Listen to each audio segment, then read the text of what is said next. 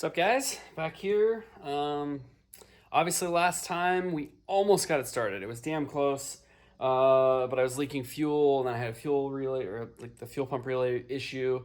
I still don't have my fuel pump relay. That's gonna be here tomorrow. So hopefully I can get that installed. But today I did. So I did find out what was actually leaking, and I thought it was gonna be something I welded. Turns out it's not. So basically, it was leaking around where the fitting sits into the tank, and they welded it on the inside.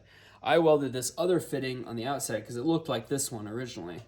My welds are okay. It's the welds that they did on the inside that are not okay. So I'm gonna have to clean this up, and I'm gonna weld around the outside here, and then I'm gonna leak test it again, make sure it's good. Then we can put fuel in it, try it again with the fuel pump relay jumpered, obviously, and see if it starts. Hopefully we can get it to go. Okay, well, I got the tank welded and I leak checked it. Everything seemed fine. I turned the fuel pump on to run it through. The fuel injectors were leaking a little bit, so I replaced those O-rings. I ran it through. I set the fuel pressure regulator because it was really low. I set the TPS. I think we're just about ready. I kind of got the fuel pump relay just jumpered right now. Yeah, we're just gonna try it. I don't know what's gonna happen, but we'll see.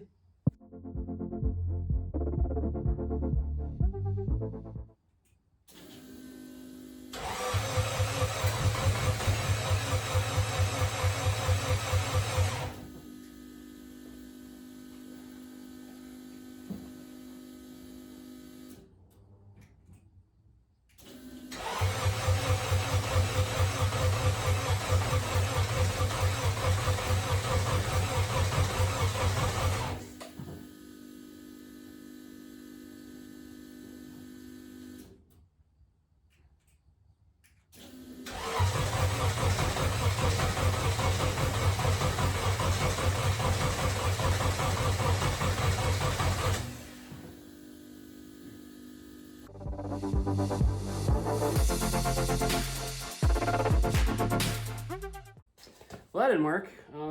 Not really sure why. It also, for some reason, doesn't want to key off. So I gotta figure that out. The fuck. Ah! I did it! I fucking did it!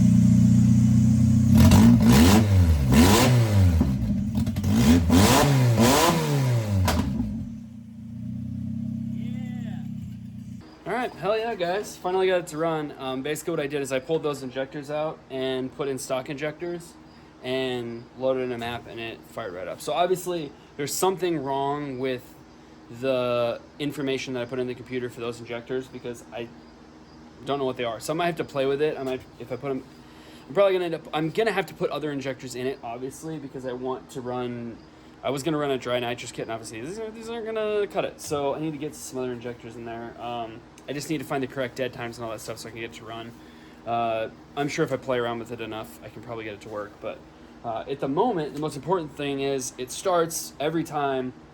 I was having a problem with the security system and the whole push button start, and I figured out that it's very, very complicated the way it works, and I just didn't fully grasp how it works. It's essentially, in order to shut the vehicle off, you have to hold the brake and hold the push button. You can't just press the push button. If you're not holding the brake, it doesn't shut off. And I didn't realize that, so I was freaking out because I'm like, I don't understand why this thing was running or staying on or thinking it was running, all those things. But I got it figured out. Now it fires up, runs, shuts off, no problem. So yeah, big step. Now I just need to get this thing wired correctly because it's kind of jerry-rigged right now, obviously, because I need my relay. So hopefully that relay shows up tomorrow like it says it's going to, and then we can fix this situation and start moving along with it and figuring more things out. All right, another day. Got a whole bunch of relay harnesses and relays. I got 5 of them just because even though I won't use them on here, we're going to use them on something, obviously. Use a lot of them. Also got adapter harness for the speed sensor. I got the block off plate for the evap port. You can kind of see on the top of the throttle body.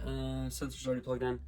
So those things should work in theory. I don't know. I've never used one of those adapter harnesses for the speed sensors, so we'll see. But it should. Everything plugged in. I also got these for Motion Raceworks Not sponsored by them, but I do like their stuff. These Haltech mounts they're really reasonably priced. Like I swear everything on their website is really, really expensive. Like they sell some pretty good stuff, but it's super expensive. Except for these roll bar mounts for the Haltech. They're actually reasonably priced. And they fit pretty good. So we're gonna throw this on and see how that looks. Should work out pretty good. And see what else we can get into. Well, it's always like I try to do one thing and then I'm like, I gotta do that first. And this is no exception. I was gonna put that mount in there, then I realized I never tightened this down, and then I remembered the reason I didn't tighten that down is because I wanted to put some some adhesive backed insulation in there.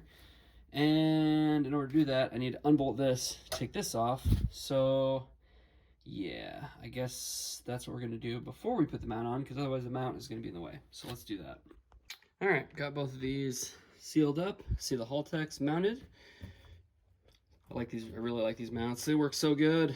Yeah, everything's gonna work here. I got all this sealed up. You can see, just ran insulation all the way down the end of it. And then I also put some like foam behind the metal that goes to there, because obviously we don't want to rattle and we want it sealed up. I also put some nut certs in there because it has some holes that need to be, you know, attached and whatnot. But I think we got that all figured out. These sidebars are all bolted up, so on to the next thing. All right, I got a few more things mounted. Put the wideband controller, mounted it to here. I think what I'm gonna do is I'm gonna end up drilling a hole through here and put a grommet so I can run the wideband sensor out there.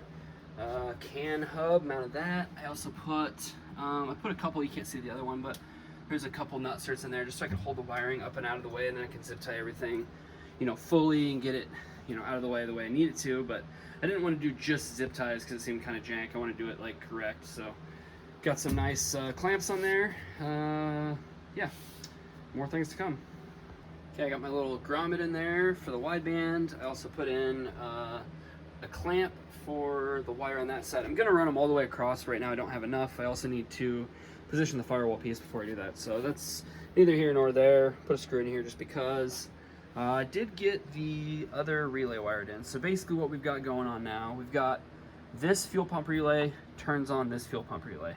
The reason I'm doing that and not just running one is because this one is fused and I don't want to mess with run another inline fuse when I can just have it a little bit tidier. So essentially I just ran ignition power off of the board here into both of these wires. We've got the black one is going to the ECU to ground it, and then the white one is power out, and that's sending power to this fuel pump relay here, which sends fuel or the power to the fuel pump out front. So it does work. I can show you.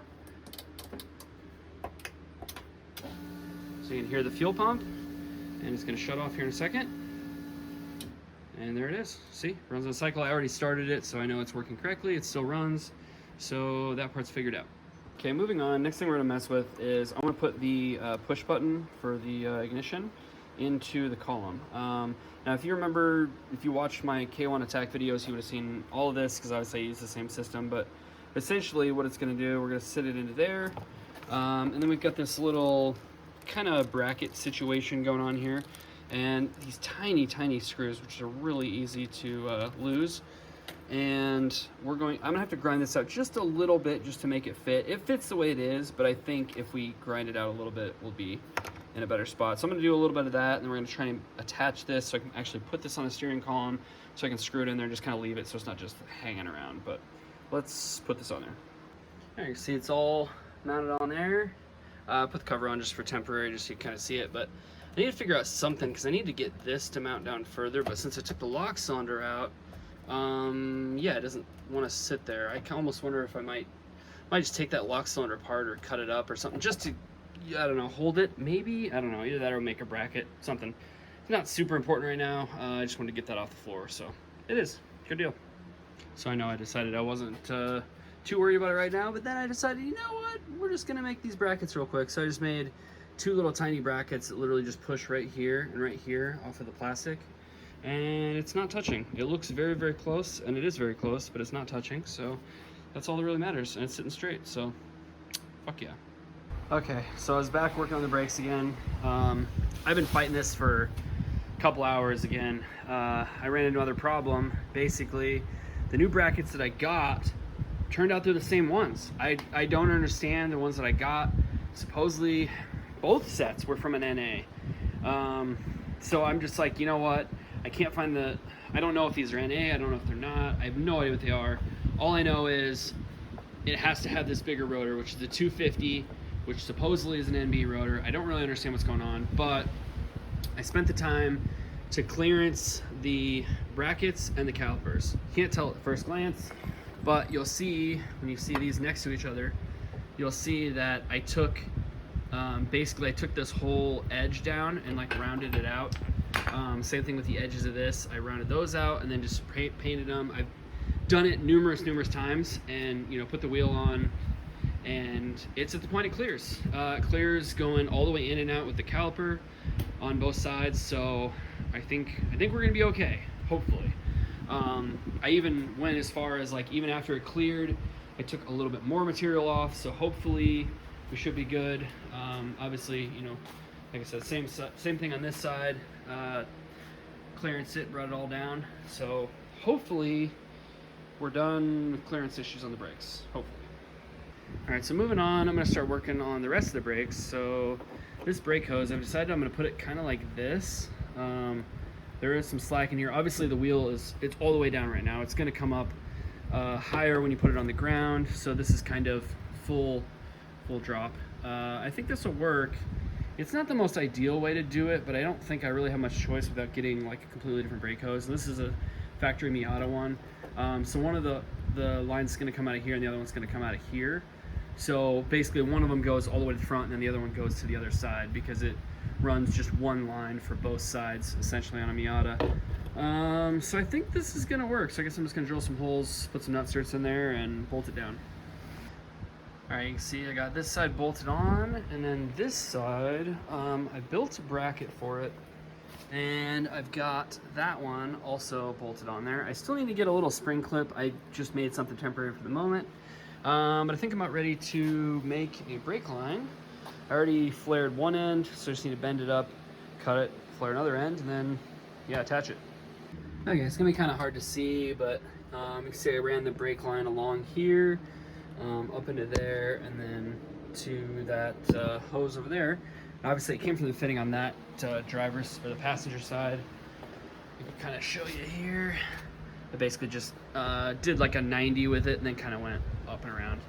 I did put one P clamp on it. I need to get some more, obviously, but for the moment that'll work. Probably pick up some more tomorrow, but I think at the moment I want to work on trying to get this brake booster and master cylinder out of here.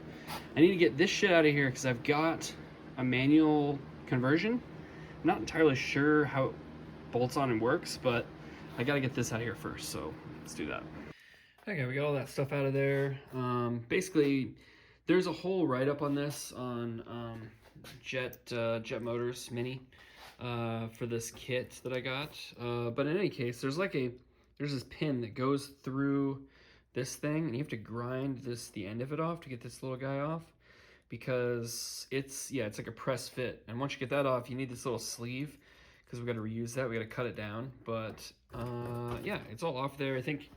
So the next part I need to do is I need to grind this edge a little bit because it's just a little bit too big, which that's what Jet Motors said. Also, you have to grind that down a little bit. So we're gonna do that, and then we could try and test fit this. Okay, so I had to do some messing around with putting this brake master cylinder in. According to their instructions, you're supposed to have 3 of these little shims. They only sent me 1, so I had to make a whole shitload of them with like some gasket material. It got me about where it needs to be. It's possible I might need 1 more. I hope it doesn't, because it was a pain in the ass to get that pin in and then get the cotter pin like locked in. But at the moment, it's bolted down.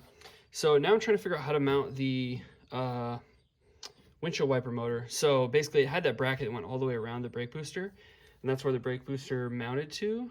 So I cut this in half. I cut this section off, cut this a little bit, and I cut this down because originally it bolted to here, but since obviously this is higher, it won't work. Like technically I probably could have put it underneath, but I didn't really want to do that. So I think what I'm gonna do is, obviously I got that bolt hole, I'm gonna drill another hole here, and then I'll put a nut cert, and then we can just bolt it there and there. And I think that should work. Okay, I got this bracket is finished, bolted up. This is all bolted up here. Mounted the proportioning valve here, because obviously we're going to have an adjustable one because we've got some bunch of changes going on here. This one is fully mounted. I actually had to pull it back off because these studs are very, very short, and they're like, they don't, this one is, it's grabbing enough threads. This one was like, it basically stripped the end of it out because it didn't have enough threads on it. So I ended up having to cut this off, drill the hole out, and then chamfer the edge so that I could drop a nutsert down so it'd be flush. So I did the nutsert and then put a stud in there with a nut. So it's fixed. It was just a lot of screwing around. I spent a ton of time on it. But it's fixed, so whatever, fuck it. Now moving on, I'm going to start working on these brake lines. I think this one for this front left, I think it's gonna reach. I think I'll just have to, or this one, sorry, this one. I think I'll just have to bend it, get it in there, and I think it'll be okay. This one, I gotta bend a new one because it was too short, and then the rear, I'm gonna run an entire new brake line because it's too short in the back, and it's honestly too short in the front, so we're just gonna, yeah, start working on it. I think I might do this one first, and just keep on going. Well, I've been messing around with this for quite some time. Obviously, I got both of the front lines done, both lines to the master cylinder, and I will note, I ended up having to redo this. After I had it all together, I leaned on this to like tighten it, and this freaking thing pulled right out of there. And it basically squished in the wrong spot. I needed it to squish further down, and it just didn't work. So I ended up just putting a bolt in from the bottom and then putting a nut on the top, and it's good. I don't like it like that, but it's the best fix I can come up with without doing a lot more fuckery. So screw it, it's good enough. So now I just need to do the rear line. Basically this whole line's got to come out, so we're gonna have to cut this end off, pull it through, rip the whole thing out, and then we're just gonna run a new line. All right, got the brakes all done. See, I ran that line down there. It'll be really tricky to see, but I mean, you can see it's ran all the way to the back. I did kind of form it so that it would be basically the same as the other one that I had in here, which you can kind of see there. Got both of those running over there, obviously, and then just looped into that one. I did already bleed the brakes, and we're looking pretty good. We have brakes. I had a few leaks, got them all situated, did a bunch of back and forth, but I think we're good now, so brakes are done. Hell yeah, guys. Feeling pretty good about those brakes being done, that's for sure. I knew that back line was going to be a pain in the ass because it obviously had a bunch of bends, but I wasn't too worried about that. I think the biggest thing I was worried about was like the master cylinder itself, and it did turn into a pain in the ass. I just be warned, guys, that those studs, like I was talking about, they're just too short. If you end up doing this in the future, like it's just, yeah, it's not great because you have to have a certain amount of shims in there because otherwise the master cylinder is actually, the piston is compressed a little bit, so you have to have enough shims so that it's not pushing on it. It's like pushing on it just the tiniest bit, and I think it's just perfect because it seems like the brakes are working. I'll know when I drive it. Obviously, if the brakes are like trying to lock up on me, we have a problem, and I may have to put another shim in it. But I think at the moment, I think we're pretty good. Obviously, the other thing I was kind of worried about was this bracket here. I kind of had an idea what I was gonna do with it, but I wasn't 100% until I did it. So I'm glad that worked out. Not so much. I'm really happy with this Wilwood prop valve, that it fit like perfectly where the old prop valve was. I just had to drill that other hole, which I didn't talk about, but yeah, I mean, it fit perfectly. You know, the lines worked out pretty good. I'm feeling good because these rear brakes, obviously they were a huge pain in the ass and a lot of screwing around. Hopefully we're still good. Obviously it was clearing, so we'll see. I mean, really at this point, obviously the hydraulics are done on the brakes. I just need to do the e-brake, which I'm sure that's going to be a whole thing in itself because I need to get some sort of clips because I don't really have, any sort of clips to like hold that back section in. So I'm going to have to build some sort of bracket, but we'll get to that another day. It was a big weekend. There was a lot of things we got done today. Next weekend, hopefully we can get as much progress done because we're running out of time. That's for sure. We got, a little over 3 weeks. 3.5 weeks, we'll call it, something like that, to get this thing done. So it's gonna be tight. But until then, like, subscribe, do all the things. Peace out.